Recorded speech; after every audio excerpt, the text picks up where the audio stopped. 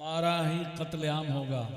मौलाना अबू तालिब साहब नौजवान आलिम हैं और माशाअल्लाह इस गांव के आलिम हैं। गांव वालों के लिए बड़े फ़ख्र की बात है जिस गांव में कोई आलिम दीन पैदा हो जाए। हम ही को कातिल कहेगी दुनिया, हमारा ही कत्लेआम होगा। हम ही को कातिल कहेगी दुनिया, हमारा ही कत्लेआम होगा। हम ही कुएं खोदते फिरेंगे, हम ही पे पानी हराम होगा। हम ही कुएं खोदते फिरेंगे, हम ही पे पानी हराम होगा। अगर ज़हनियत यही रही, अगर ज़हनियत यही रही तो ये डर है मुझे कि इस सदी में, अगर ज़हनियत यही रही तो ये डर है मुझे कि इस सदी में न कोई अब्दुल हमीद होगा न कोई अब्दुल कलाम होगा। वाह वाह, जिंदाबाद।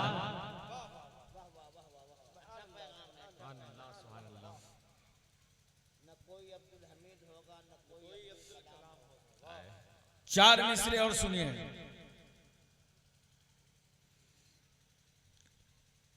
इस्लाम तुझको गोद में पाला हुसैन ने,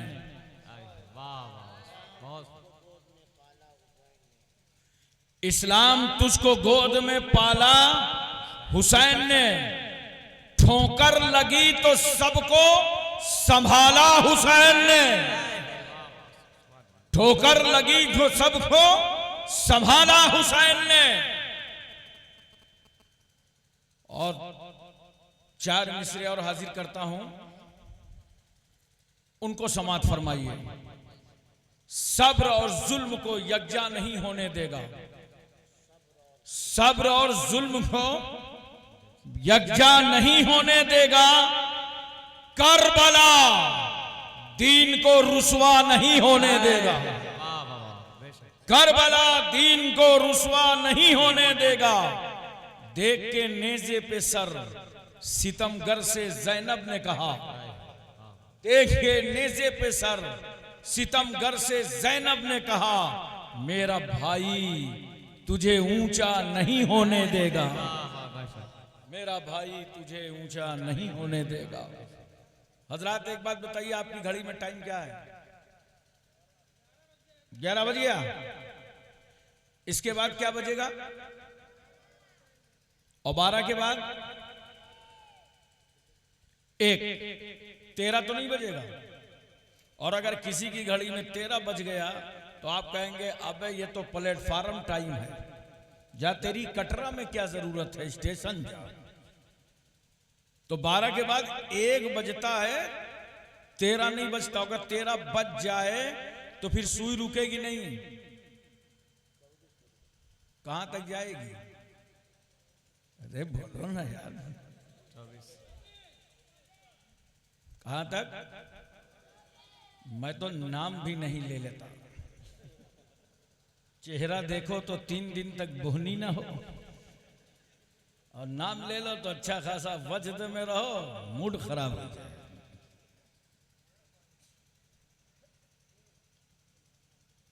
तवज्जो कीजिए जरा सा। 11 के बाद 12, 12 के बाद 1 पर आने वाली सुई से पूछ लेना चुपके से कि तू 1 तक पहुंची कैसे है। तो कलाई में बंधी हुई घड़ी की सुई बताएगी 12 के आस्ताने पे हाजिरी देने के बाद। और जब 12 तक कैसे पहुंची है तो कहेगी 11 की चौखट चूमने के बाद। अब तुम्हारी कलाई में तुम्हारी घड़ी है, मगर अकीदा गौसो ख्वाजा का है कि 1 नहीं बज सकता जब तक 12 न बजे, और 12 नहीं बज सकता जब तक 11 न बज जाए। गोया तुम्हें एक खुदा नहीं मिल सकता जब तक 12वीं वाले रसूल आजम न मिल जाए, और रसूल आजम नहीं मिल सकते जब तक 11वीं वाले गौसे आजम न मिल जाए। वाह वाह वाह, जिंदाबाद।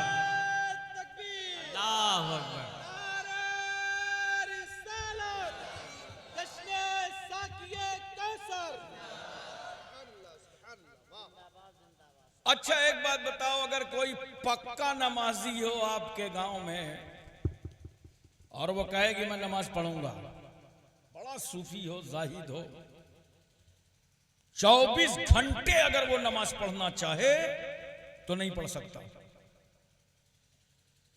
चाहे जितना पक्का नमाजी हो, पूरे 24 घंटा नमाज पढ़ने की इजाजत नहीं है। इस पूरे 24 घंटा में औकाते मकरूहा को निकालना पड़ेगा। 20 मिनट सूरज डूबने के टाइम, 20 मिनट सूरज निकलने के टाइम, 20 मिनट जवाल के टाइम। अब 3 जगह से 20-20 निकाल दो, कितना निकल गया? 1 घंटा। अगर तुम इबादत 24 घंटा करना चाहो तो अल्लाह तुम्हें करने की इजाजत नहीं देता। औकाते मकरूहा निकालो, यानी ये 24 से 1 घंटा कम करो। इसका मतलब ये है कि ये 24 अल्लाह को भी पसंद नहीं है। बोलो 1 घंटा कम करो, 23 घंटे इबादत करो। हजरात, बहुत मशहूर सूरत है सूरह फातिहा। हर नमाजी कम से कम 24 घंटे में 48 मरतबा पढ़ता है। पढ़ते हो ना? उस मशहूर सूरत में एक आयत का टुकड़ा, अगर इसका मफहूम आपने समझ लिया तो सब समझ में आ गया। अल्लाह फरमाता है, इय्याका नअबुदु व इय्याका नस्तईन। आए अल्लाह, हम तेरी ही इबादत करते हैं और तेरी ही मदद चाहते हैं। जरा तवज्जो से सुनिएगा तकलीफ। आए अल्लाह, हम तेरी ही इबादत करते हैं। मुफस्सिरीन तर्जमा करते हैं, अल्लाह तेरी ही इबादत करते हैं, तुझी से मदद चाहते हैं। वहीं मुफस्सिरीन ये तर्जमा करते हैं, अल्लाह हम तेरी ही इबादत करते हैं और तेरी ही मदद चाहते हैं। एक बार जोर से आप भी बोल दो, आए अल्लाह हम तेरी ही इबादत करते हैं और तेरी ही मदद चाहते हैं। तवज्जो कीजिएगा, तेरी ही, ए अल्लाह हम तेरी ही, तू चाहे जिससे मदद करा दे,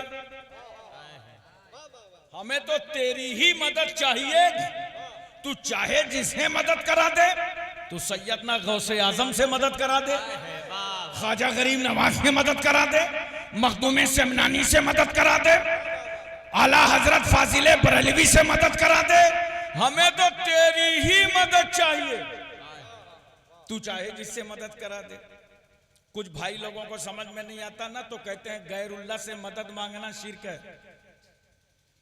हमने कहा यार, अगर यही फार्मूला इंडिया में लागू किया गया तो कोई अमीर गरीब की मदद ना करेगा, कोई गरीब अमीर से अपने खर्च के लिए भीख ना मांगेगा और अमीर पैसे भी नहीं देगा।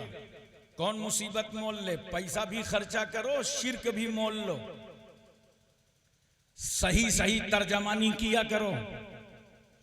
गैरुल्लाह से मदद मांगना शिर्क नहीं है, ये तुम्हारी नासमझी है कि तुमने गैरुल्लाह की मदद को गैरुल्लाह की मदद समझ लिया है। हम अहले सुन्नत वल जमात गैरुल्लाह की मदद को भी अल्लाह ही की मदद जानते हैं। वाह वाह, जिंदाबाद, सुभान अल्लाह, सुभान अल्लाह। अल्लाह ही की मदद है। बोलो, वो हमको तो अल्लाह ही से मदद चाहिए, वो जिससे चाहे मदद करा दे। अब देखो, इसको और आसान कर दूं मैं, बहुत आसानी के साथ समझने की कोशिश कीजिएगा। अभी ये कोरोना पीरियड गुजरा, बोलो, तो प्रधानमंत्री साहब ने ऐलान कर दिया कि चंदा जमा करो। हिंदुस्तान के रईस हो, अमीर हो, पीड़ितों के लिए चंदा इकट्ठा करो और प्रधानमंत्री फंड में पैसे डालो।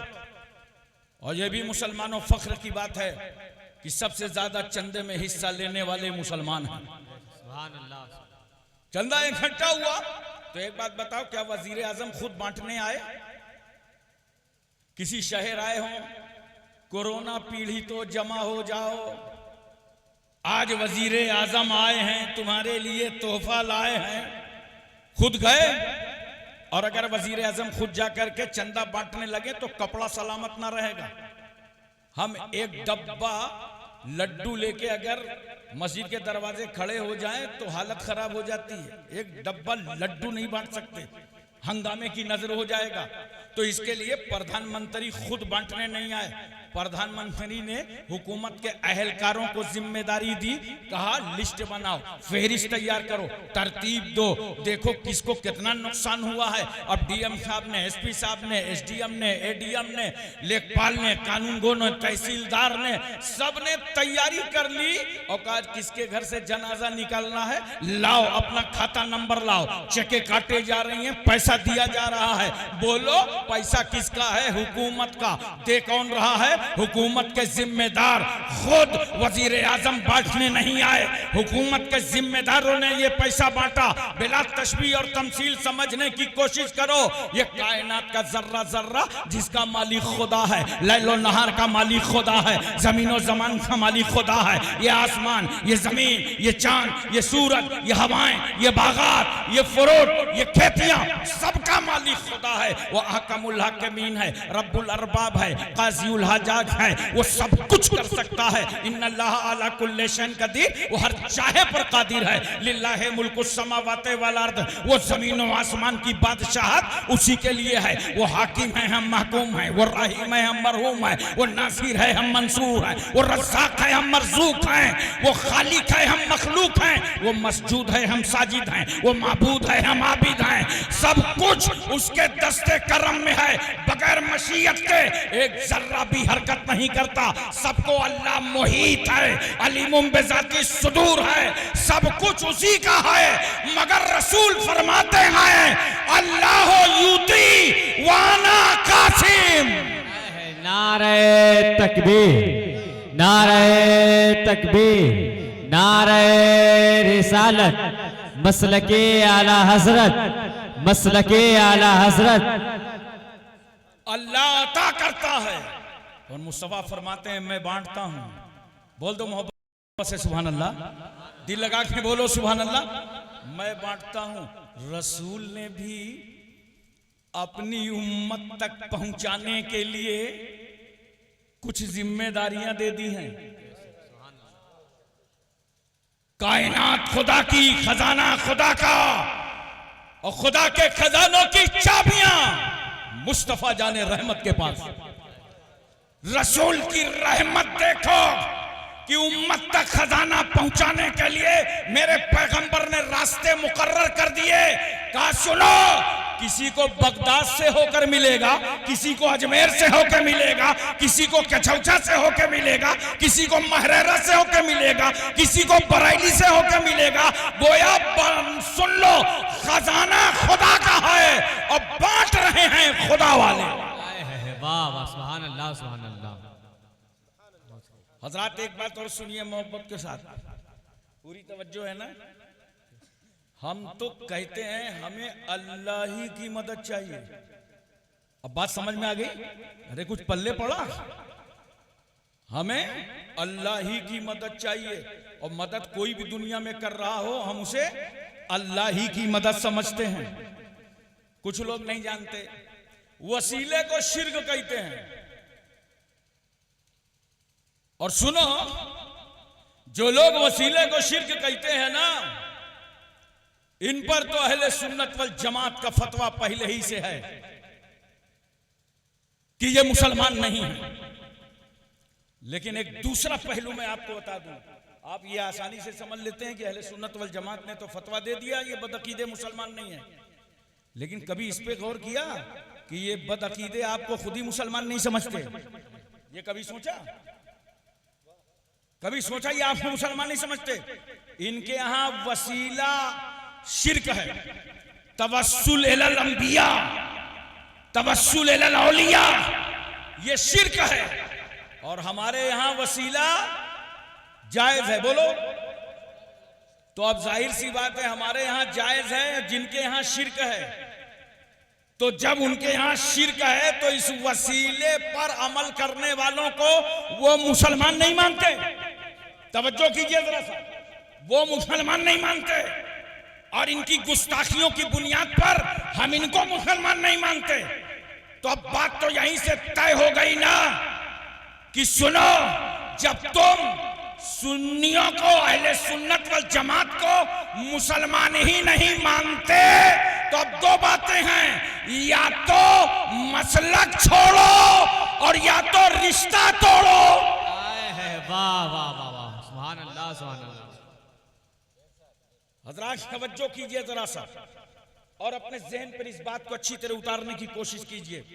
सरकार सल्लल्लाहु अलैहि वसल्लम ने फरमाया है, मेरी उम्मत में 73 फिरके होंगे। कितने? थोड़ा सा हूं हाँ करो। 73 फिरके होंगे। कुल्लुहुम फिन्नार इल्ला वाहिदा, सब के सब जहन्नमी मगर एक जन्नती, मा अना अलैह व असहाबी, मगर एक जन्नती है जिस पर मैं और मेरे सहाबा हैं। बोलो सुभान अल्लाह। नबी क्या फरमाते हैं? वो जन्नती है, नाजी है, निजात याफ्ता है जिस पर मैं और मेरे सहाबा हैं। अल्हम्दुलिल्लाह आज हम सुन्नी मुसलमान रसूलुल्लाह और सहाबा के तरीके पर हैं और इसलिए हम इसको अहले सुन्नत वल जमात कहते हैं, क्योंकि नबी ने फरमाया माना अलैह, इससे मुराद है अहले सुन्नत और असहाबी से मुराद है वल जमात। अहले सुन्नत वल जमात यही मजहब है, बरहक है। इसी को हिंदुस्तान की जुबान में हम इश्क के इजहार के लिए मशलके आला हजरत कहते हैं। वरना याद रखना मसलक कौन है? मसलक अहले सुन्नत। यही बुजुर्गों का मसलक, अकाबिरीन का मसलक, उलमा का मसलक, औलिया का मसलक, मसलक अहले सुन्नत। हजरात तवज्जो कीजिएगा जरा सा और अपने जहन पर इस बात को अच्छी तरह उतारने की कोशिश कीजिएगा और समझिएगा बड़े प्यार से। ये बरहक मसलक है। बोलो मोहब्बत से बोलो, अहले सुन्नत वल जमात ये निजात याफ्ता है। यही मसलक के मानने वाले मा अना अलैह व असहाबी के मिस्दाक हैं और इसी को हम मोहब्बत में मसलक आला हजरत कहते हैं। हम उसके नारे लगाने लगते हैं। बोलो ये हमारी मोहब्बत है, ये आला हजरत इश्क है, ये आला हजरत से लगाव है, ये आला हजरत से प्यार है। उनकी तालीम अच्छी लगी, उसी को हम कहते हैं तालीमाते आला हजरत, फैजाने आला हजरत, इश्क मोहब्बत आला हजरत, आला हजरत। इसलिए दोस्तों और बुजुर्गों, यहां पे मैं एक बात आपको और बताना चाहता हूं बड़े प्यार से, लेकिन एक ऐसा नतीजा निकाल के मैं लाऊंगा जिससे आपके दिलो दिमाग में वाकई ये बात अच्छी तरीके से उतर जाए। देखो मेरे पैगंबर सल्लल्लाहु अलैहि वसल्लम ने 40 साल तक अपनी सीरत तैयबा कौम को दिखा दिया। मक्के वालों मेरा उठना देखो, बैठना देखो, चलना देखो, सोना देखो, जागना देखो, तिजारत करना देखो, शादी करना देखो, सब जब मक्के वालों ने देख लिया तो पैगंबर ने एक दिन सबको इकट्ठा किया। इकट्ठा करने के बाद कहा, ऐ अहले मक्का ये बताओ मोहम्मद सल्लल्लाहु अलैहि वसल्लम के बारे में क्या राय है, क्या ख्याल है, क्या इरादा है? कहा या रसूल अल्लाह आप अमीन और सादिक हैं, आप अमानतदार हैं और सच्चे हैं। पैगंबर जब आपके पास अमानतें रखी जाती हैं तो महफूज रहती हैं, आप कभी झूठ नहीं बोलते। पैगंबर फरमाते हैं अगर मैं ऐलान कर दूं कि पहाड़ी की पुष्ट से कोई आ रहा है तो क्या मान जाओगे? कहा सरकार आपको झूठ बोलते पाया ही नहीं है, हम मान जाएंगे। पैगंबर सल्लल्लाहु अलैहि वसल्लम ऐलान करते हैं या अय्युहन्नास कुलू ला इलाहा इल्लल्लाह तुफ्लिहू, ऐ लोगों अल्लाह को एक मानो तुम सब कामयाब हो जाओ। लेकिन हजरत ये ऐलान आसान न था, बड़ा अहम ऐलान था। जान के लाले पड़ गए, घर से निकलना मुश्किल हो गया। मुतमव्वल सरदार कत्ल का बेड़ा उठाने लगे, नबी के खिलाफ तहरीकें चलने लगी, पैगंबर के खिलाफ आंदोलन छेड़ दिया गया, रसूलुल्लाह को सताया जाने लगा। मगर मेरा रसूल शहर मक्का में साबिर आजम बनकर दीन की तबलीग फरमा रहा है। यहां पर मुबल्लिगीन से मैं अर्ज करना चाहता हूं, जो लोग दीन की तबलीग करते हैं, नबी ने 40 साल तक ये नहीं कहा कि मैं नबी हूं, 40 साल के बाद कहा मैं नबी हूं। 40 साल तक अल्लाह के रसूल ने अपनी जात को मनवाया है।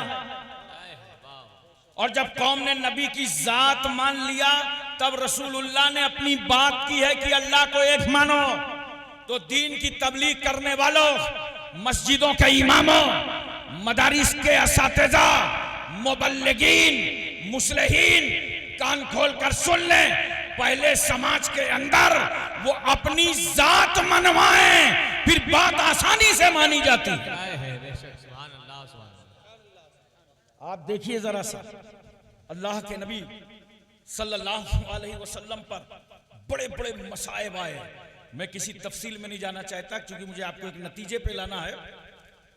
शेबा अबी तालिब की घाटी में 3 साल तक के लिए महसूर कर दिया गया, समाजी बाइकाट, और एक कागज लिखकर काबे की छत पर लटकाया गया कि ऐ मोहम्मद सल्लल्लाहु अलैहि वसल्लम, हम आपका खानदानी बाइकाट करते हैं, ना आप हमारी मौतो जिंदगी में शरीक होंगे, ना हम आपकी मौतो जिंदगी में शरीक होंगे। पैगंबर सल्लल्लाहु अलैहि वसल्लम उस घाटी के अंदर बच्चों को, औरतों को, सहाबा को लेकर के चले गए। हजरत, जब तक खाने पीने का सामान था गुजर बसर होता रहा। सामान घट गया, आलम यहां तक आ गया कि बच्चों की आंखों में गड्ढे पड़ गए, होंठों में पपड़ियां आ गईं, हुलकुम सूख गए। मेरे पैगंबर ने फरमाया, सहाबा जाओ मार्केट से गल्ला खरीद लाओ। जब सहाबा खरीदारी के लिए पहुंचे तो वहां दुश्मनों ने दुश्मनी की इंतहा कर दी, रेट बढ़ा बढ़ा के सारा माल खरीद लिया था। वापस आए, सहाबा कहा, या रसूल अल्लाह, मार्केट का माल तो खत्म हो गया, सब बिक चुका है। पैगंबर, इन लोगों ने रेट बढ़ा बढ़ा करके खरीदारी कर डाली है। मेरे पैगंबर सल्लल्लाहु अलैहि वसल्लम फरमाते हैं, अच्छा सहाबा, अब ये बताओ, तुम्हारे भी पेट में पत्थर बंधा है। और मुस्तफा ने अपने तने नाज़नी पर भी पत्थर बांध लिया है। कहां है वो लोग जो ये समझते हैं कि इस्लाम गोश्त खा के फैला है? नहीं, सहाबा किराम ने पेट में पत्थर बांधा है, तब इस्लाम 2 कदम आगे बढ़ा। बेशक मेरे आका ने तने नाज़नी पे पत्थर बांधे हैं, तब इस्लाम आगे चला। जरा तवज्जो कीजिए, सहाबा से रसूल पूछ रहे हैं, क्या ख्याल है, क्या राय है? सहाबा कहते हैं, या रसूल अल्लाह, हम सब कुछ छोड़ देंगे मगर दामने रसूल न छोड़ेंगे। सुभान अल्लाह, सुभान अल्लाह। दामने मुस्तफा न छोड़ेंगे। मेरे पैगंबर ने अब अपनी गैबदानी की शान का मुजाहिरा फरमाया और सरकार फरमाते हैं, ए लोगो, मक्के वालों, जो काबे की छत पर कागज लटकाया था उसमें मोहम्मद इब्ने अब्दुल्ला का बाइकाट किया था, उसके सारे हुरूफ दीमक चाट गई है, सिर्फ अल्लाह का नाम बाकी है, सिर्फ खुदा का नाम बाकी है। हंगामा मच गया मक्के में। कोई कह रहा है ये तो ऐसी ही गैब की खबर देते रहते हैं, कोई कुछ कह रहा है। अबू जहल दौड़ा दौड़ा आया, कहा यार उतार के देखने में क्या जाता है। अबू जहल की नीयत साफ नहीं थी, उसको मालूम था कि कागज के अंदर की खबर इनको कैसे होगी, आज तो बात गलत हो जाएगी, मजाक उड़ाने का मौका मिल जाएगा। अबू जहल ने कहा उतारो जरा, देखते तो हैं। जब उस कागज को उतारा गया तो अल्लाहू अकबर, सारे हुरूफ दीमक चाट गई थी, सिर्फ खुदा का नाम बाकी था, सिर्फ अल्लाह का नाम बाकी था। सरकार सल्लल्लाहु अलैहि वसल्लम इस बामशक्कत कैद से बाहर आए। कभी नबी सल्लल्लाहु अलैहि वसल्लम के जिस्म मुबारक पर उजड़ी डाल दी गई, कभी चादर डाल करके गले में फंदा बना के घसीटा गया, जुल्म, तशद्दुद, बर्बरियत खाई गई। आखिरकार मेरे नबी के घर का घेराव कर लिया और सरकार सल्लल्लाहु अलैहि वसल्लम को शहर मक्का से हिजरत फरमाकर मदीना तैयबा जाना पड़ा। पूरा घर घेर लिया। सरकार उठे, अल्लाह ने हुक्म दे दिया, महबूब आप मक्के से मदीने हिजरत कर जाएं। सरकार सल्लल्लाहु अलैहि वसल्लम उठे। उठने के बाद हजरत अली को बुलाया, अली देखो ये मक्के वाले नबी नहीं मानते, रसूल नहीं मानते, लेकिन ये अमीन और सादिक मानते हैं। ऐसा करो, मैं हिजरत करके मक्के से मदीने जा रहा हूं, इनकी अमानतें मेरे पास हैं, इनको हिफाजत से रखो और सुबह उठना, हकदारों तक पहुंचा देना। मौला अली शेर खुदा ने कदम पकड़ लिए, कहा या रसूल अल्लाह हम भी चलेंगे। कहा अली तुम बाद में आना, पहले अमानतदारों तक उनकी अमानतें पहुंचा दो। मुसलमानों, इस मकाम पर एक बात मैं पूछना चाहता हूं। नबी सल्लल्लाहु अलैहि वसल्लम का बिस्तर घेरा हुआ है, चारपाई घेरी है, छत पर, गलियों में, सड़कों में दुश्मनाने रसूल तलवारें ले लेकर के खड़े हैं और मेरा नबी शहर मक्का छोड़ने जा रहा है। जो लोग नबी की जान के भूखे और प्यासे थे, मेरा रसूल उनकी अमानतों की वापसी का प्रोग्राम बना रहा है। क्या मोहसिन आजम है रसूल, क्या आदिल आजम है पैगंबर। नबी फरमाते अली इस बिस्तर पे सो जाओ। सरकार निकले, हाथों में कंकरियां उठाया, सूरह यासीन की तिलावत की, काफिरों की तरफ फेंका, सब अंधे हो गए और रसूल सल्लल्लाहु अलैहि वसल्लम आगे बढ़ गए। मैं पूछना चाहता हूं मोहब्बत के साथ, जरा बताओ, नबी आगे निकल गए। थोड़ी देर के बाद बढ़ते बढ़ते सबने घेर लिया। मौला अली रसूल की चारपाई पर सोए हैं। अली चारों तरफ से दुश्मनाने मक्का ने घेर लिया।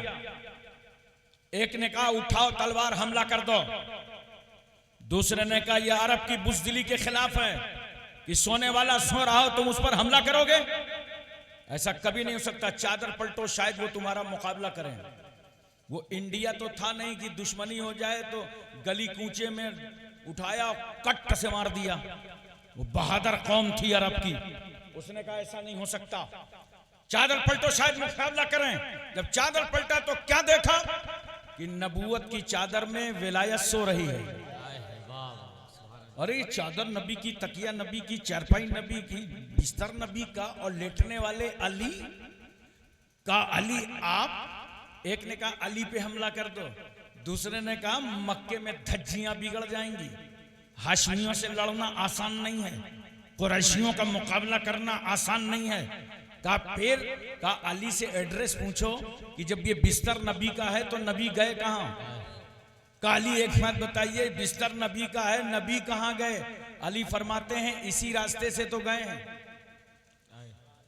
काफिरों ने कहा हमने तो नहीं देखा। मौला अली कहते हैं तुमने नहीं देखा, मगर जब नबी जा रहे थे तो तुम्हें देख रहे थे। सुभान अल्लाह। रसूल तो तुम्हें देख रहे थे। हजरात मैं एक बात पूछना चाहता हूं, मौला अली ने सही एड्रेस क्यों बताया। अगर मेरा दुश्मन कानपुर से कुंडा आ जाए और मौलाना इमामुद्दीन साहब से मिले तो क्या ये बात बताइए हाशिम कानपुरी आया है क्या, तो मेरे ख्याल है कि अगर मैं कटरा में रहूंगा तो ये बता देंगे नहीं वो तो फैजाबाद में है। दुश्मन को कोई सही एड्रेस नहीं देता। बोलो, दुश्मन को कोई सही पता नहीं देता। हमने कहा मौला अली सबके हाथों में तलवारें थी, आपने दुश्मन को सीधा पता क्यों बता दिया कि इसी रास्ते से गए हैं। कहा सीधा रास्ता इसलिए बताया था ताकि सुराका जैसे को सिराते मुस्तकीम मिल जाए। अच्छा एक बात मुझे बताओ मोहब्बत के साथ, बड़े प्यार के साथ, अगर आपका दुश्मन आपका घर घेरे हो तो आपको नींद आएगी? बोलो ना यार। चारों तरफ से दुश्मन घेराव किए हो, आपको नींद नहीं आ सकती। मगर करामत देखो मौला अली शेरे खुदा की कि रसूल की चारपाई पर अली सो रहे हैं और दुश्मन जाग रहा है, दुश्मन बेदार है। मैंने कहा मौला अली शेरे खुदा एक बात बताइए, नींद आई थी? जहां चारों तरफ तलवारें हो वहां नींद आई थी? अली फरमाते हैं उस रात में इतना सोया कि इससे पहले इतनी नींद ही नहीं आई थी। मैंने कहा क्यों, मौत का खतरा नहीं था? कहा यूं तो मौत का एक पल भरोसा नहीं है, अंदर वाली सांस बाहर ना जाने पावे, बाहर वाली अंदर ना आने पावे, मौत आ सकती है। मगर जब रसूल ने कहा था अली सो जाओ, सुबह उठना, तो मैं समझ गया था अब तो सुबह उठना ही है। इसलिए भी रसूलुल्लाह ने सिर्फ मुझे अमानत नहीं दी बल्कि मेरी मौत की जमानत ले ली है। अल्लाह सुभान अल्लाह। पैगंबर मदीना तैयबा आ गए। पूरी तवज्जो है, बोलो किस प्यार से, किस नाज नखरे से रसूल सल्लल्लाहु अलैहि वसल्लम ने इस्लाम की तबलीग की, लोगों को कलमा पढ़ाया, लोग मुसलमान हुए। और उन लोगों ने कलमा पढ़ा नबी के हाथ पर। याद रखना, जिनको किसी से भी अकीदत नहीं होती। 4 तबके समाज के ऐसे हैं जो किसी के अकीदतमंद नहीं होते। जैसे दोस्त अपने साथी का कभी अकीदतमंद नहीं होता, बीवी शौहर की अकीदतमंद नहीं होती। इतने इत्मीनान से बैठे हो, लगता है सबकी बीवियां बहुत अकीदतमंद हैं। अरे बताओ, बीवी अकीदतमंद नहीं होती। ये उलमा से पूछो, आप कितनी ताजीम करते हो, कितनी इज्जत करते हो जब आपके घर आते हैं जलसे में, कॉन्फ्रेंस में। देखिए माशाअल्लाह, इस गांव में आते ही लोग कैसा इंतजाम कर रहे हैं, उलमा आ रहे हैं, आलिम आ रहे हैं, कितना इस्तकबाल कर रहे हैं। तो आपके घर जब ये उलमा जाते हैं तो आप इस्तकबाल करते हैं, मिलाद में आए, जलसे में आए, कॉन्फ्रेंस में आए, सब मोहब्बत करते हैं। लेकिन इनसे कल पूछना, जब ये अपने घर जाते हैं, कभी बीवी बोली आइए आइए हजरत, बड़ी मेहरबानी है, आइए जरा करम फरमाइए, कदम रख दीजिए, आइए मुकद्दस कदम रख दीजिए, बड़ी इनायत है, बड़ी नवाजिश है, बड़ा करम है। कभी बीवी बोली? बीवी की नजर में तो शौहर शौहर होता है। बच्चे बड़ों की अकीदतमंद नहीं होते। जितने पीछे हैं सलाम होगा सबसे आगे, पता न चलेगा रास्ते से आएगी, तुम्हारी टांगों के अंदर से आए। इंडिया में नौकर, अरबों में गुलाम। गुलाम कभी मालिक का अकीदतमंद नहीं होता। हाथ बांधे खड़ा, यस सर, जी सर, हाँ सर, और अंदर ही अंदर कुढ़ रहा है कि 6 बज गया है, छोड़ेगा कब? क्योंकि नौकर को मालिक से अकीदत नहीं होती। मगर कुर्बान जाओ उस रहमतुल लिल आलमीन पर कि मेरे रसूल ने अपने करीबी दोस्त अबू बकर से कलमा पढ़ाया, मेरे नबी ने अपनी बीवी खदीजतुल कुबरा से कलमा पढ़वाया। मौला अली शेर खुदा की उम्र मुबारक 8 साल से लेकर 10 साल तक है। नबी फरमाते हैं, अली रात में खदीजा को नमाज पढ़ते देखा था, हाँ या रसूल अल्लाह। अली रात में खदीजा को सजदे करते देखा था, हाँ या रसूल अल्लाह। ये कौन सा सिस्टम है? हाथ उठाना, हाथ बांधना, हाथ खोलना, पेशानी जमीन पर रख देना। मेरे आका फरमाते हैं, अली मैं अल्लाह का नबी बनकर आया हूं, और जिस खुदा ने मुझे नबी बनाया है ये उसकी इबादत का तरीका है। अली ने कम उम्री में कलमा पढ़ा। ज़ैद इब्ने हारिसा गुलाम हैं, नबी से कहते हैं सरकार पढ़ा दीजिए। पता चला दुनिया में जो किसी का अकीदतमंद नहीं होता वो भी रसूलुल्लाह का अकीदतमंद है। वाह वाह वाह, सुभान अल्लाह सुभान अल्लाह। उस मुकद्दस और अजीम रसूल ने इस्लाम की तबलीग फरमाई। तवज्जो कीजिए, मक्के से मदीने आ गए, इस्लामी रियासत का कयाम फरमा लिया। लेकिन अब एक बात बताओ मुसलमानों, और बहुत गौर से मेरी तकरीर सुनना। अब एक बात बताओ प्यार से, अब तो मक्के के दुश्मनों को खामोश हो जाना चाहिए। रसूलुल्लाह ने वतन छोड़ दिया, घर छोड़ दिया, अब तो इनको चुप हो जाना चाहिए ना। लेकिन नोट करो, अब भी दुश्मनी कम नहीं हुई। अब इन्होंने हमारे पुराने दुश्मन यहूदियों को मिलाया। काफिर, कुफ्फारे मक्का और यहूदी दोनों एक हो गए। और इन्होंने फैसला किया कि जिस पैगंबर ने मक्का छोड़ा है और मदीना तैयबा में जाकर एक इस्लामी रियासत का कयाम फरमा लिया है, उस नबी के खिलाफ जंग होना चाहिए। वरना उस नबी का यही अंदाज रहा तो पूरी कायनात में इस्लाम ही इस्लाम नजर आएगा। इन लोगों ने पूरी जंग की तैयारी कर दी, यानी आमादे जंग हो गए। यही वजह है कि इस्लाम की पहली जंग मैदाने बद्र में वजूद में आई। और मेरा जुमला नोट कर लीजिए, आपके बहुत काम आएगा। इस्लाम ने कोई जंग जारहियत के लिए नहीं लड़ा, खूनरेजी के लिए नहीं लड़ा, खून बहाने के लिए नहीं लड़ा। हर जंग इस्लाम ने दिफा के लिए लड़ा, अपने बचाव के लिए। और आज ये जमहूरी हक दुनिया के हर मुल्क को हासिल है। यूक्रेन लड़ रहा है रूस से, तो वो अपने बचाव के लिए लड़ रहा है। बोलो, हर मुल्क को हक हासिल है, यही हक इस्लाम के मानने वालों को हासिल था कि अपने बचाव में वो जंग करें।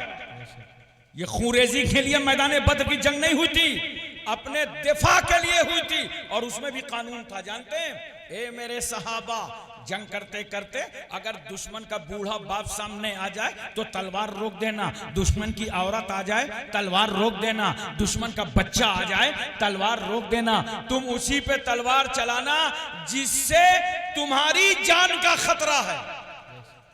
तवज्जो कीजिए, जिससे तुम्हारी जान का खतरा है। औरत तुम्हारी जान नहीं ले सकती, बूढ़ा इंसान तुम्हारी जान नहीं ले सकता, बच्चा तुम्हारी जान नहीं ले सकता। जवानों पर मुकाबला करना, बच्चों, औरतों, बूढ़ों के खिलाफ तलवार मत उठाना, इससे बड़ी कोई मिसाल इस्लाम की नहीं दी जा सकती। कितना रहमत भरा मजहब है इस्लाम। नारे तकबीर, नारे तकबीर, नारे रिसालत, मसलके आला हजरत, नारे तकबीर, नारे रिसालत। सरकार सल्लल्लाहु अलैहि वसल्लम 313 सहाबा के साथ मैदान बद्र में आए, और सामने दुश्मन कितने थे मालूम है? 1000 की तादाद। बहुत तवज्जो के साथ सुनिए, अगर इस्लाम में दहशतगर्दी और आतंकवाद होता तो मेरे पैगंबर कहते, सहाबा वापस चलो, इतनी बड़ी फौज से मुकाबला कौन करेगा? बाद में छापामार जंग होगी, खुफिया जंग होगी, सर्द जंग होगी, इस जंग को टाल दो, 3 गुना फौज से कौन मुकाबला करेगा? लेकिन नहीं, चूंकि इस्लाम के अंदर दहशतगर्दी, आतंकवाद की गुंजाइश नहीं है, मेरे नबी ने कहा 313 हो, एलाए कलमतुल हक के लिए निकल पड़ो और जुल्म के खात्मे के लिए निकल चलो, अल्लाह तुम्हें फातिहाना शान अता फरमाए। नबी करीम सल्लल्लाहु अलैहि वसल्लम जुल्म के खात्मे के लिए मैदान पे निकल पड़े सहाबा के साथ। जरा तवज्जो कीजिएगा, मैदान बद्र में आ गए रसूल सल्लल्लाहु अलैहि वसल्लम, और इधर फौज दुश्मनों की, अबू लहब सरदार के अलावा जितने सरदार हो सकते थे कुरैश के, मक्के के, सब आ गए थे इस जंग में। बड़े बड़े बहादुर सोरमा, पूरी फौज तैयार थी। आज इनको मंसूबा मिल चुका था, बना चुके थे कि इस्लाम की जड़ों को खत्म कर देना है। और मेरा पैगंबर 313 सहाबा के साथ मैदान बद्र में उतर गया।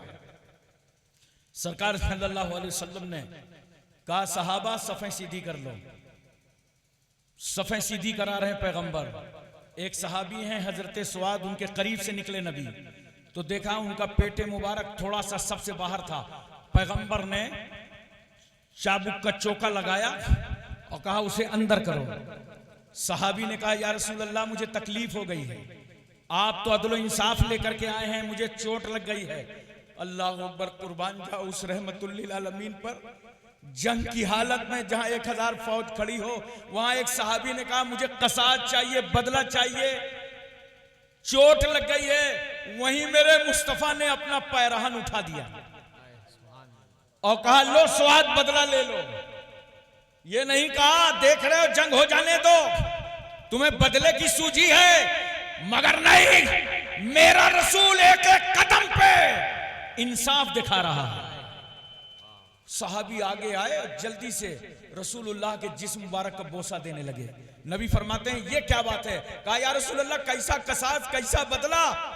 पैगंबर, मैंने देखा मेरे सामने मौत खड़ी थी, मैंने कहा मरने से पहले, शहीद होने से पहले कोई आखिरी अच्छा से अच्छा काम हो जाए तो मुझे बहाना मिला कि सबसे बेहतर काम यह है कि आपके जिस्म मुबारक का मुझे बोसा नसीब हो जाए।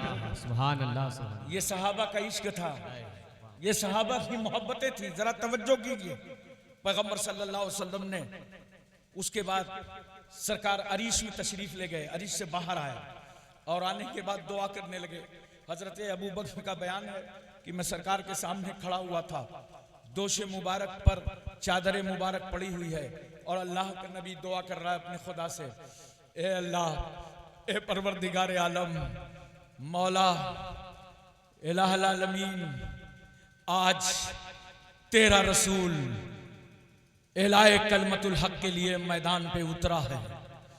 ए अल्लाह, अगर ये मुख्तसर सी फौज मिटा दी गई तो ला इलाहा इल्लल्लाह मुहम्मद रसूलुल्लाह कौन पढ़ेगा? इस्लाम को फरोग कौन देगा? ए अल्लाह, मदद फरमा दे मौला, भेज दे अपनी गैबी मदद जिसका तूने वादा फरमाया था। ए अल्लाह, भेज अपनी मदद। रसूल सल्लल्लाहु अलैहि वसल्लम पर ऐसी रिक्कत तारी थी दुआ के वक्त कि आपकी चादर मुबारक जमीन पे गिर गई। हजरत अबू बकर उठे और चादर को उठाया और साफ करके सरकार सल्लल्लाहु अलैहि वसल्लम के दोष मुबारक पर रखा और कहा, या रसूल अल्लाह, और दुआ रोकिए, या रसूल अल्लाह दुआ रोक दीजिए, पैगंबर दुआ रोक दीजिए। आपके दुआ का अंदाज बता रहा है कि अल्लाह ने आपकी दुआ को कबूल फरमा लिया है। सुभान अल्लाह। रोक दीजिए मुस्तफा जाने रहे।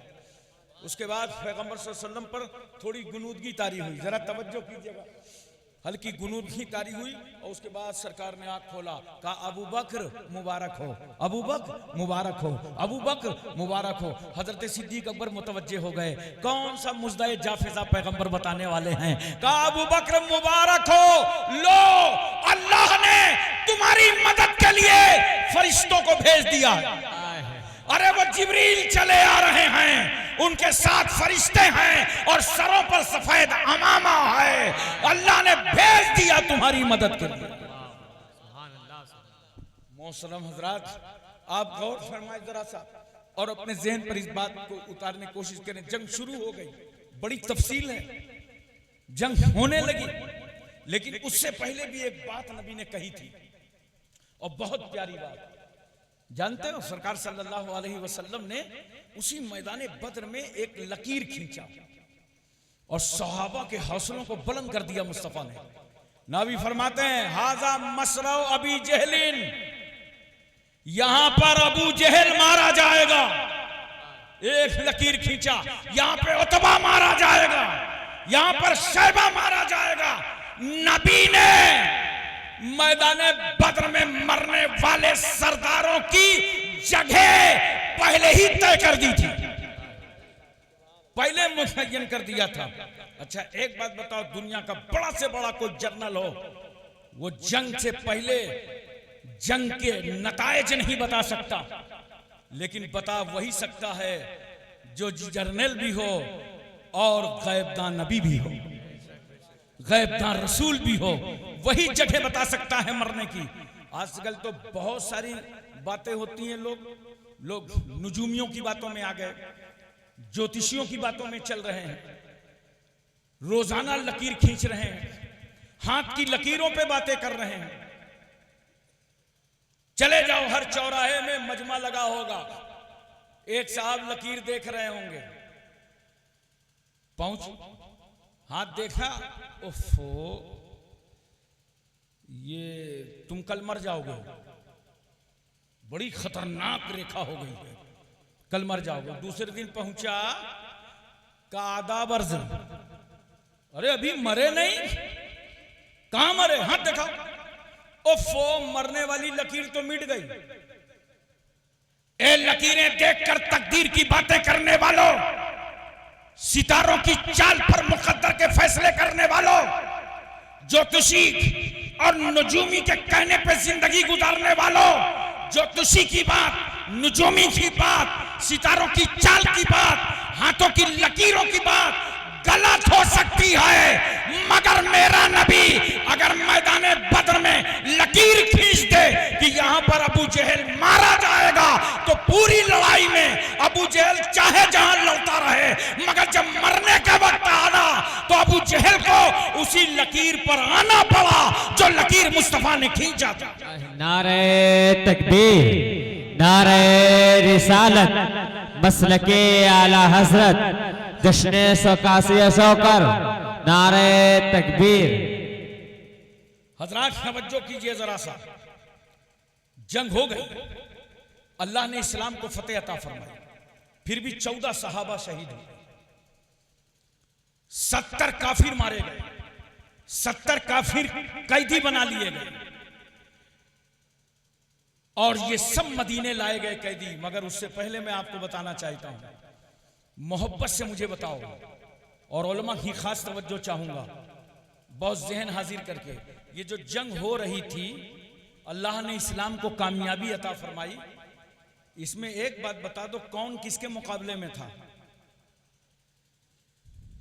जानते हो?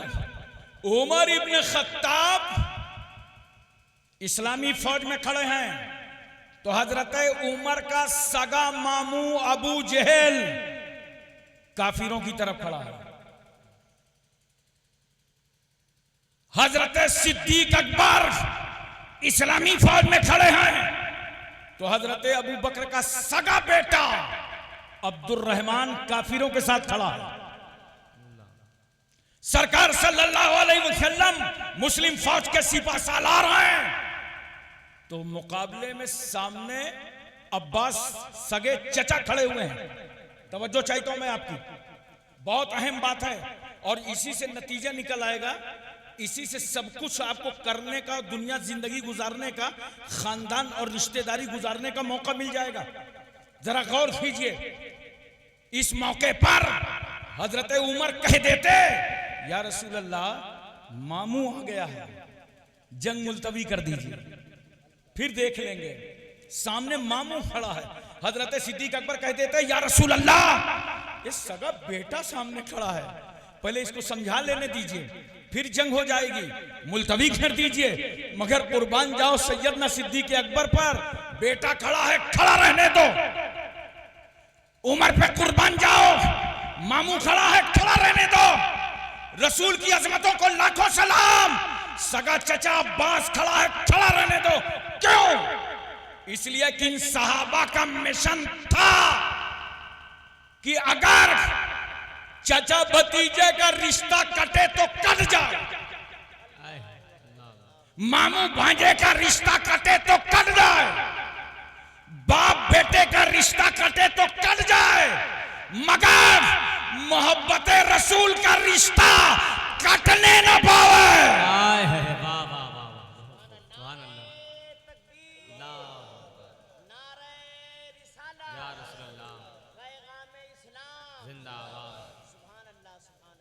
नबी की मोहब्बत का रिश्ता, जोर से बोलो, कटने ना पावे। क्यों? अगर तुम दुनिया में किसी रिश्ते को बचा के चलोगे कितने दिन बताओ? अगर कोई आदमी किसी वहाबी के यहां, बदअकीदे के यहां, अहले हदीस के यहां, जिनके यहां निकाह करना जायज नहीं है, अहले सुन्नत वल जमात के मसले में, और जबरन वहां निकाह कर ले, कोई कर ले, कहीं कर ले, आजाद हिंदुस्तान है, कोई कुछ कर सकता है। लेकिन कान खोल कर सुन लो, ये ना कहना कि इलाके के उलमा ने बुला के हमें पैगाम नहीं सुनाया था, ये ना बताना, ये शिकवा ना करना कि हमें हिदायत नहीं दी गई थी। एक रिश्ता कितने दिन तक रख सकते हो? कोई आदमी अगर एक रिश्ते को रखना चाहे कितने दिन तक रखोगे? बहुत ज्यादा 60 साल, 70 साल, 80 साल। मौत आएगी, रूह निकल जाएगी, सारे रिश्ते टूट जाएंगे। बड़ी मजबूती से रिश्ता रखा था, ले मौत ने एक झटके में रिश्ता तोड़ दिया। मौत बाप बेटे का रिश्ता तोड़ देती है, भाई बहन का रिश्ता तोड़ देती है, मियां बीवी का रिश्ता टूट जाता है, आल औलाद का रिश्ता टूट जाता है। रिश्ते की हिफाजत करने वालों और नबी की मोहब्बत के रिश्ते पर अपने घर के रिश्ते को फौकियत देने वालों, ये रिश्ता कितने दिन तक बचा के रखोगे? बहुत ज्यादा 70-80 साल, मौत आएगी, ये रिश्ता टूट जाएगा। अरे सुन, अगर रिश्ता ही बनाना है तो नबी की मोहब्बत का रिश्ता बनाओ, जिसे मौत भी तोड़ ना सके।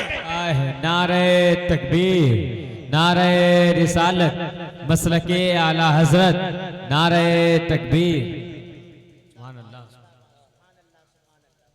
और जानते हैं, मौत आने ही से नबी की मोहब्बत का रिश्ता और मजबूत हो जाता है। अरे बोलो ना सुभान अल्लाह यार, दिल लगा के बोलो सुभान अल्लाह, प्यार से बोलो सुभान अल्लाह। अपने आका से मोहब्बत का रिश्ता बनाओ, सब कुछ कुर्बान आका पर। देखो कितना प्यारा मोहब्बत का रिश्ता है, कितना मजबूत है। रूह निकली, 2-4 घंटे के बाद कब्रिस्तान लेके पहुंच गए, मिट्टी डाला, तख्ते लगाए, मिट्टी दिया, घर वापस। सारे रिश्ते टूट गए, घर में टूटे, बाहर टूटे, जनाजा निकलते वक्त टूटे, कब्र में जाते वक्त टूटे। कोई रिश्ता बाकी रहा? कोई रिश्ता सलामत रहा? सारे रिश्ते टूट गए। हाय मौत ने सारे रिश्ते तोड़ डाले। मगर सुनो, अगर तुमको रसूल से मोहब्बत है, नबी से इश्क है और मोहब्बत रसूल का रिश्ता तुम्हारा मुस्तहकम और मजबूत है, तो देख ये मौत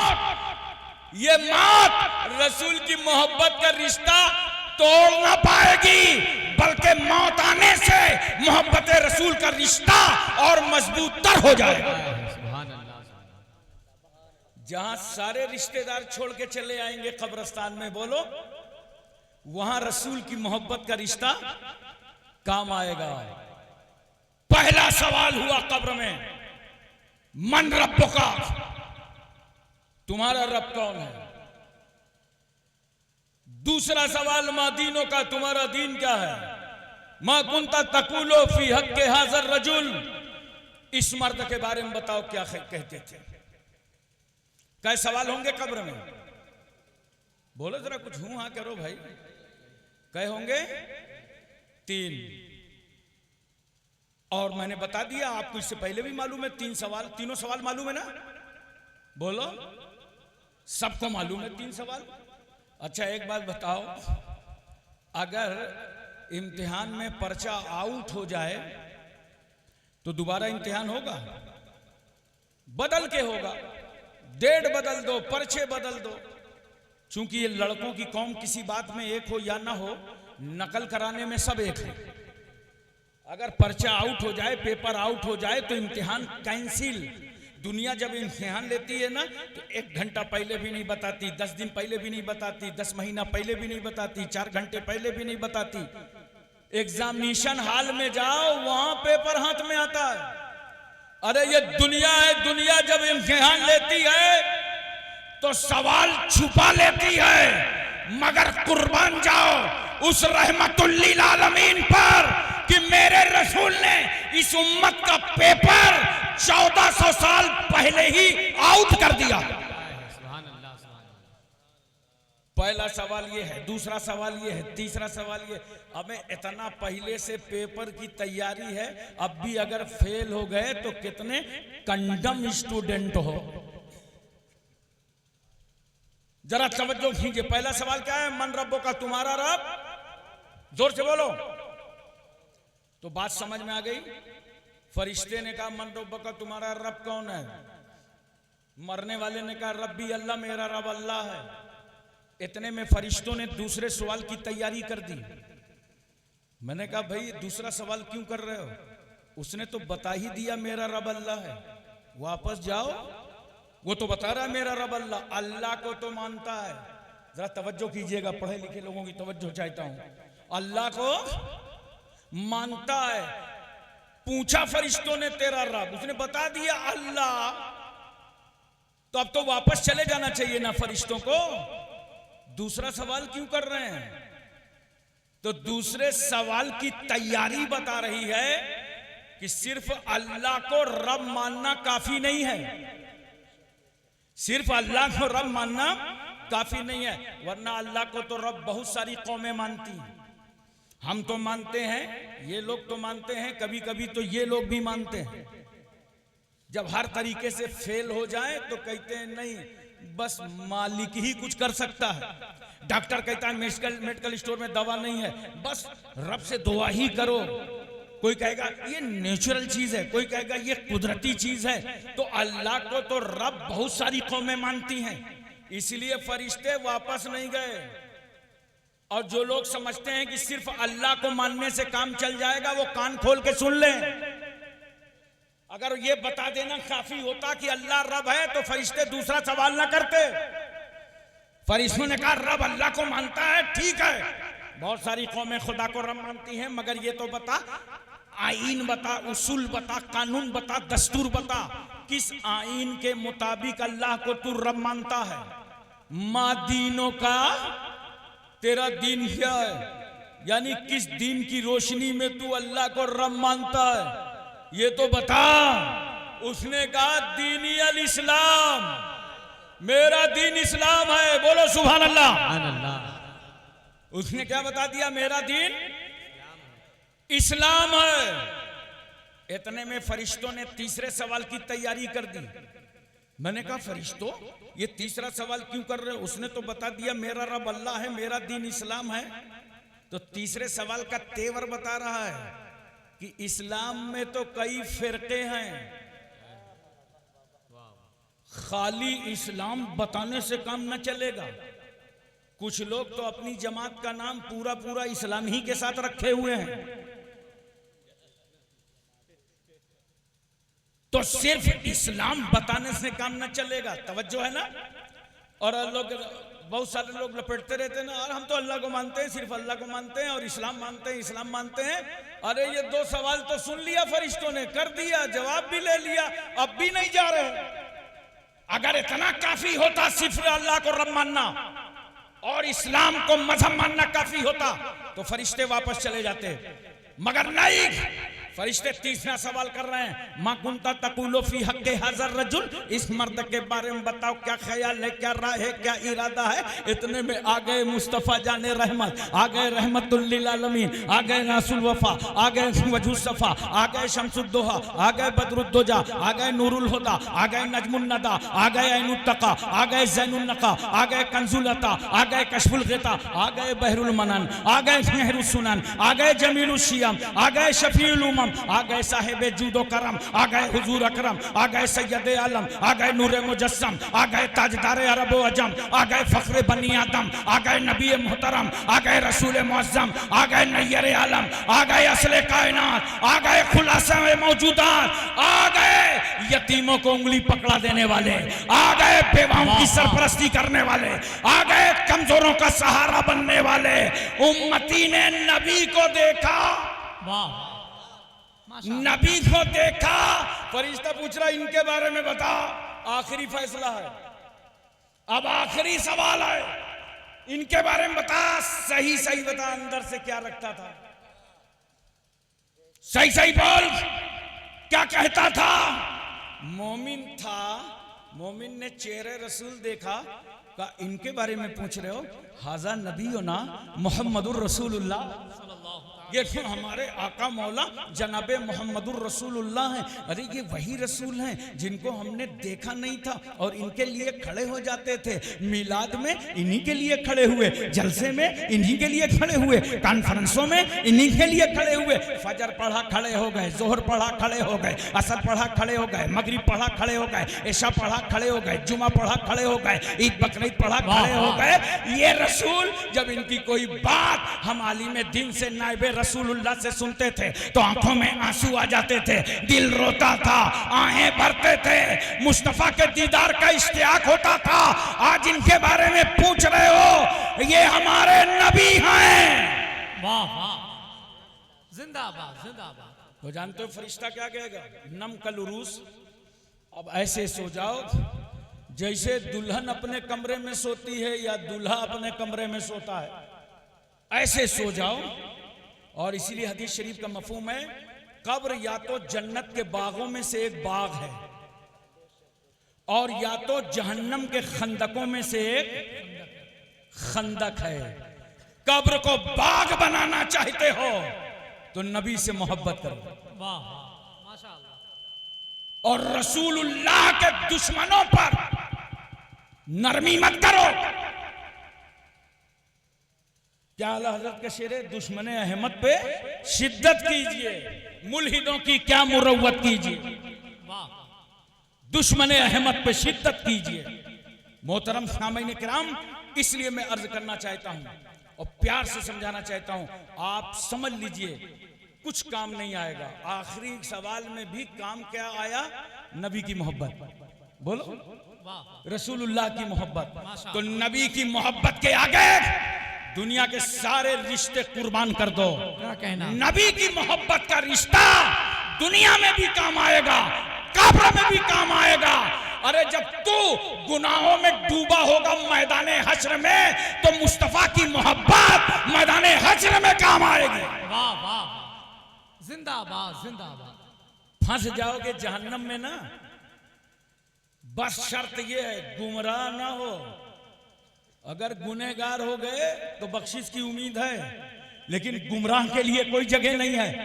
अगर कोई उम्मती जहन्नम में फंस गया तो मेरा रसूल निजात दिलाते नजर आएगा। उस रसूल से मोहब्बत करो। बोलो क्या कहना? अच्छा एक बात और बताइए, आप लोग कब्रिस्तान जाते हो ना, और जब मिट्टी देके फारिग हो जाते हो तो अजान वगैरह देते हो कि बंद कर दिया? चल रहा है सिस्टम? बोलो। अरे बोलते नहीं हो आप लोग। चल रही है अजान ना, चलाए रखो, बड़ी बरकतें हैं, बंद मत करना। जानते हो जब अजान होती है तो बहुत बड़ा एक फायदा होता है, जिमनन मुर्दे को तलकीन हो जाती है।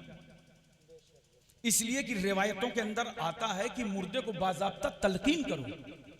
और जैसे मिसाल के तौर पर आप गए और कब्र पे खड़े हो गए, मिट्टी देके लोग फारिग हुए, मरने वाले का नाम अब्दुल्ला था, माँ का नाम जैनब था। आपने कहा ए अब्दुल्ला इब्ने जैनब, याद कर जब तू दुनिया से निकला था। तो जानते हो वो दाहिने करवट होके बैठ जाएगा। फिर जब आप कहेंगे अब्दुल्ला इब्ने जैनब याद कर जब तू दुनिया से निकला था, तो अंदर से क्या बोलेगा? अल्लाह तुझ पर रहम करे। बोल कहना क्या चाहता है? इसका मतलब यह है अंदर वाला बाहर वाले को दुआ दे रहा है। क्या कहना? अरे बोलो यार, वाह वाह। अंदर वाला बाहर वाले को दुआ दे रहा है। अरे जब हमारे तुम्हारे घर के मोमिन मुर्दे दुआ देना जानते हैं तो गौसे आजम बगदाद से कितनी दुआएं देते होंगे, जिंदाबाद। गरीब नवाज अजमेर से कितनी दुआएं देते होंगे। वाह वाह, माशाअल्लाह। और जब तीसरी मर्तबा कहोगे याद कर जब तू दुनिया से निकला था, तो अपना रब अल्लाह को मानता था, दीन इस्लाम को मानता था, मोहम्मद सल्लल्लाहु अलैहि वसल्लम को नबी मानता था, और अपना मजहब इस्लाम मानता था, कुरान को इमाम मानता था। जब ये तलकीन करोगे ना तो नकीरैन एक दूसरे के हाथ पकड़ेंगे और कहेंगे चलो चलते हैं, इसके घर वाले तो सब सिखाए दे रहे हैं। अरे बोलो प्यार से यार। नकीरैन ने तस्दीक कर दी कि कब्र के बाहर वाले जो अंदर वाले के लिए तू बोल रहा था ना, मनो मिट्टी का नीचे का पर्दा था, तख्ते का पर्दा, बनगे का पर्दा, मगर अंदर वाला तेरी सुन रहा था। तभी तो नकीराइन कहते हैं कि चलो चलते हैं, इसके घर वाले समझाए दे रहे हैं। अरे मोहब्बत से बताओ, जब हमारे तुम्हारे गांव घर के मोमिन मुर्दों की समात का ये आलम है, तो फिर गुंबदे खजरा के दूल्हा की समात का आलम क्या होगा। वाह वाह, जिंदाबाद जिंदाबाद, माशाअल्लाह। दूसरा फायदा सुनो, तो अजान देने से जिम्नन तलकीन हो जाती है मुर्दे को। और दूसरा फायदा सुनो, अजान की आवाज जहां तक नजर आती है वहां तक शैतान दिखाई नहीं पड़ता, भागता है। अजान सुनकर शैतान भागता है। वो कब्र की पहली मंजिल है, आखिरत की पहली मंजिल है। अजान दे दो ताकि शैतान भाग जाए तो जवाब में आसानी हो जाए।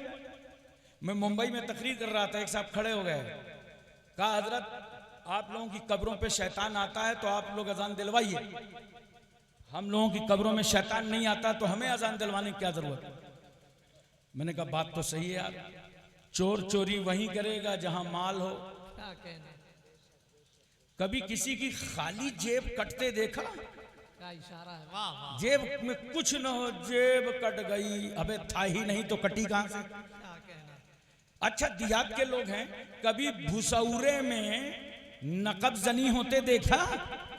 भूसा भरा हो, चोरों ने नकब कर दिया हो, गल्ला भरा होगा तब नकब होगा।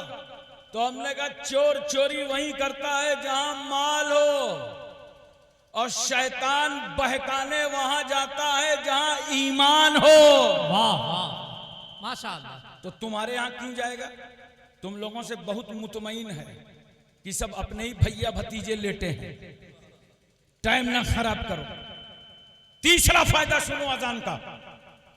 अजान जिस जगह दी जाती है वहां से अजाब टल जाता है। क्या कहना अगर पूरे कब्रिस्तान में किसी भी अजाब हो रहा होगा तो अजान की बरकत से अजाब टल जाएगा।